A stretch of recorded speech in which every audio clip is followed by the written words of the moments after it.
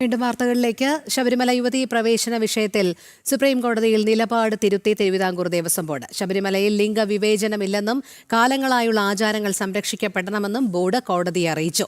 വിശ്വാസപരമായ കാര്യങ്ങളിൽ ഇടപെടുന്നതിന് കോടതിക്ക് പരിമിതികളുണ്ടെന്ന് വ്യക്തമാക്കിയ ബോർഡ് പുനഃപരിശോധനാ ഹർജികളിൽ തങ്ങളുടെ വാദങ്ങൾ എഴുതി നൽകി. ശബരിമല പ്രത്യേകം വിഭാഗ ക്ഷേത്രമാണെന്നും മതപരമായ കാര്യങ്ങളിൽ സ്വന്തമായി നോക്കി നടത്തുവാനുള്ള അവകാശമുണ്ടെന്നും തിരുവിതാംകൂർ ദേവസ്വം ബോർഡ് സുപ്രീം കോടതിയിൽ എഴുതി നൽകിയ വാദത്തിൽ വ്യക്തമാക്കി. പ്രത്യേക മതവിഭാഗത്തെ സംബന്ധിച്ച് വിവിധ സുപ്രീം കോടതി വിധികളിൽ വിശദീകരിച്ചിട്ടുണ്ട്.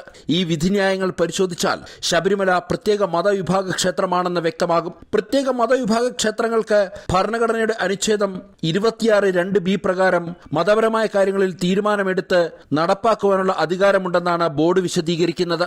1000-ലധികം അയ്യപ്പ ക്ഷേത്രങ്ങളുണ്ടെങ്കിലും അയ്യപ്പൻ നൈഷ്ഠിക ബ്രഹ്മചാരിയായ ഏക ക്ഷേത്രം ശബരിമലയിലേതാണെന്നും ബോർഡ് സുപ്രീം കോടതിയിൽ എഴുതി നൽകിയ വാദത്തിൽ ചൂണ്ടിക്കാട്ടുന്നു. ശബരിമലയിൽ ലിംഗവിവേചനം നിലനിൽക്കുന്നില്ല.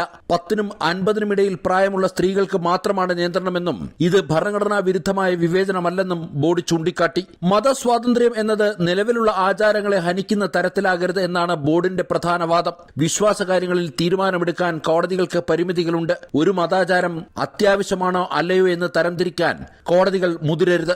വിശ്വാസികളുടെ വികാരം മാനിക്കപ്പെടണമെന്നും ആചാരങ്ങൾ വിശ്വാസത്തിന്റെ അവിഭാജ്യ ഘടകമാണെന്നും സീനിയർ അഭിഭാഷകൻ അഭിഷേക് മനു സിംഗ്വി എഴുതി തയ്യാറാക്കിയ വാദത്തിൽ വ്യക്തമാക്കുന്നു.